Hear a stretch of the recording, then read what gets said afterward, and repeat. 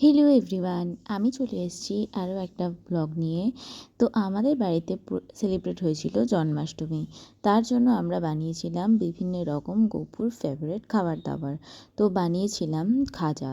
তো তার জন্য ময়দাতে সামান্য তেল নিয়ে সেই ময়ানটা ভালো করে দিয়ে তাতে দিয়ে দিয়েছিলাম জল, আর সেইটা দিয়ে মেখে নিয়েছিলাম, বানিয়ে নিয়েছিলাম একটা ডো।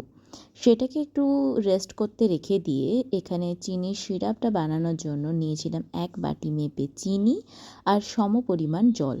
তাতে এলাচ দিয়ে একটু ভালো করে শিরাটা বানিয়ে নেওয়ার জন্য রেখে দিয়েছিলাম সবার প্রথমে।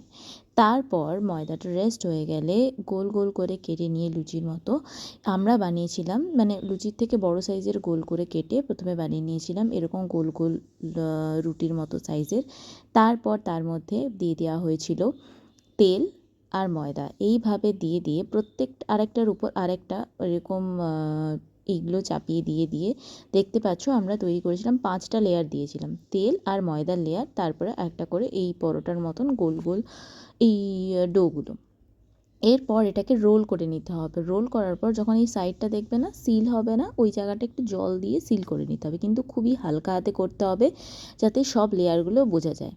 এবার এন্ডের দুটো পার্ট কেটে নিতে হবে এবং কেটে নেওয়ার পর যে গোল শেপটা হবে সেই শেপগুলো পরপর পরপর পরপর করে সব কটা কেটে নিতে হবে। এখানে দেখতে পাচ্ছ তোমরা লেয়ারগুলো স্পষ্ট বোঝা যাচ্ছে। নেওয়ার পর হালকা হাতে চাপ দিয়ে ওটাকে একটুখানি ফ্ল্যাট করে নিয়ে খুবই হালকা হাতে এটাকে বেলে নিতে হবে।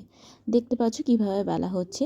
এইভাবে বেলে নিলে দেখবে ভেতরের যে লেয়ারগুলো খুব ভালোভাবে বোঝা যাবে।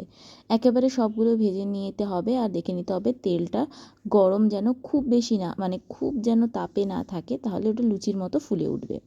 তো সিঙ্গাড়ার তেল যেরকম গরম হয় সেরকম তেল গরম রেখে তার মধ্যে সব যতগুলো আছে তোমার কাছে, আমরা 3টে করে ভেজেছিলাম, সেগুলো দিয়ে অল্প অল্প তেল উপরে দিয়ে দিয়ে দেখো এখানে তোমরা এখানে ভাঁজগুলো পরিষ্কার বোঝা যাচ্ছে। ইতিমধ্যে আমাদের তৈরি হয়ে গেছিলো শিরাটা, তার মধ্যে একটু লেবু দিয়ে দিয়েছিলাম। তারপর এটা তৈরি হয়ে যাওয়ার পর তোমরা কিছুটা ঠান্ডা করতে দেবে। এখানে দেখো আমি তোমাদেরকে ভাঁজগুলো দেখাচ্ছি, পুরো পুরীর খাজায় যেরকম ভাঁজ থাকে সেরকম হয়েছে। একটু ঠান্ডা হয়ে গেলে এখানে এটা দিয়ে দিতে হবে আর নাড়িয়ে দিতে হবে, কিছুক্ষণ একে রেস্ট করতে দিতে হবে, তাহলে এর মধ্যে ঢুকে যাবে সমস্ত মিষ্টিটা। তো তোমরা একবার ট্রাই করো আর আমাকে জানিও তোমাদের কেমন লাগলো।